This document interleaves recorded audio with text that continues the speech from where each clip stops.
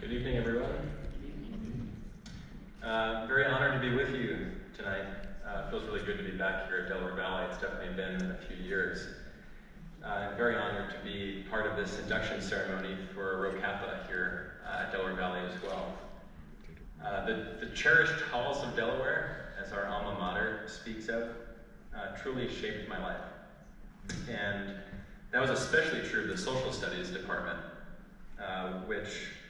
that's where I found my passion for civics and politics. As you heard, I continue to this day. And it was thanks in large part not to the texts that we read in the classroom, but to the teachers who inspired me. Mr. Gilderman, Mr. Schaefer, who's here tonight, was certainly among them, so I'm very grateful to both of them. Congratulations to all the students being inducted as well, and to their parents in the audience, who I'm sure had very little to do with it. It's an honor I'm sure each of you have worked very hard for, and it feels good when that hard work is recognized. But I'd encourage you, don't confuse these honors with the payoff of your hard work. From my perspective, the true payoff is when you figure out how to use your time and talents to make this world of ours a better place. And it's in that spirit that I wanted to take this opportunity tonight to share one piece of advice with the students. And it won't be new to you. In fact, like most good pieces of advice in life, you probably learned it in kindergarten. I'm just here to use my own story to share with you about why it's so important. The last time that I spoke at Delaware Valley was when I graduated in 2007, so 12 years ago. As I said, you're all making me feel quite old tonight. And it was out at Warrior Stadium on graduation day where I delivered a speech as student council president at the time. And the last words of my speech was to quote Shakespeare's Hamlet. And I said, above all else, to thine own selves be true. In other words, no matter what you do, remember to stay true to yourself.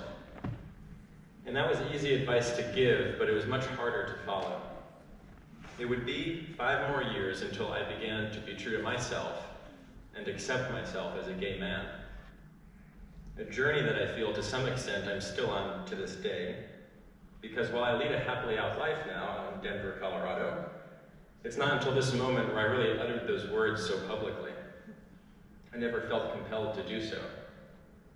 So why do I share that with you this evening? Well, to be honest, I felt that if I was coming back to this high school, coming out in a way that I've never done before might be the ultimate revenge on the bully who told me and others that being gay, in other words, being different, because it wasn't just about being gay, it was about being different, was to be less than. And so despite the unconditional love of my family, it was this fear of being less than that kept me in the closet until I was 23 years old. So it's a bit cathartic to come back here to tell that bully that the source of their meanness and intolerance was likely their own insecurity, that to build themselves up they found a need to tear someone else down, an ultimate sign of weakness. In addition, I wanted to come here tonight not only to forgive, but to ask for forgiveness. Because that bully was me. I wasn't the only one, of course, but I was one sometimes. Sometimes I repeated the jokes and the slurs. Sometimes I made fun of others who were different. Sometimes I used my social capital not to include, but to exclude. And I said some things and did some things that, looking back today, shame me. Now you might be wondering, Mr. Gilderman, how do you uninduct someone? So we'll get to that later. But in all seriousness, I know how those actions hurt others because I know how they hurt me, to the extent that I was unwilling to accept one of the foundational truths in myself for many years. Nevertheless, forgiveness is really important. Martin Luther King Jr. told us why. He said, quote, "He who is devoid of the power to forgive is devoid of the power to love. Forgiveness does not mean ignoring what has been done or putting a false label on an evil act. It means rather that the evil act is no longer a barrier. Forgiveness is a catalyst creating the atmosphere necessary for a fresh start and new beginning." So being back here tonight and sharing that with you represents a fresh start and new beginning for me, but more importantly, it leads to the piece of advice that I told you that I wanted to share with you tonight. The piece of advice that you learned in kindergarten that I wanted to reinforce the importance of, which is simple, and it's just 4 words. Be kind to others. Be kind to others. Don't go on to one day deeply regret your unkind actions, because they are, in one way or another, hurting you as much as you may be hurting someone else. And when others are unkind to you, don't hate them. Instead, love your enemies and be ready to forgive them.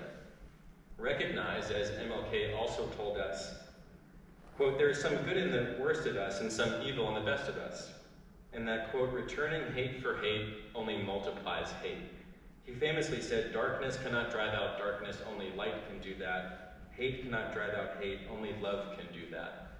He told us that love is the only force capable of transforming an enemy into a friend. When I first gave thought to what I would share with you tonight, it certainly wasn't this. I thought it would be on the subject of how to achieve career success. But the best career advice I can give is the best life advice that I just did. And I'm confident of this because I think about my two mentors in politics that I found when I graduated Delaware Valley, Doug Bailey and Jake Brewer, neither of whom are still with us, but had a tremendous impact on me. By the time that he retired in the late 1980s, Doug was one of the most successful Republican political consultants in the country. And on the other hand, by the time that he was tragically killed in a charity bike ride just 4 years ago at 34, Jake was working in the White House for President Obama as a senior advisor in the Office of Science and Technology Policy. And do you know what they both had in common that was instrumental to their career success? First, they were kind to others.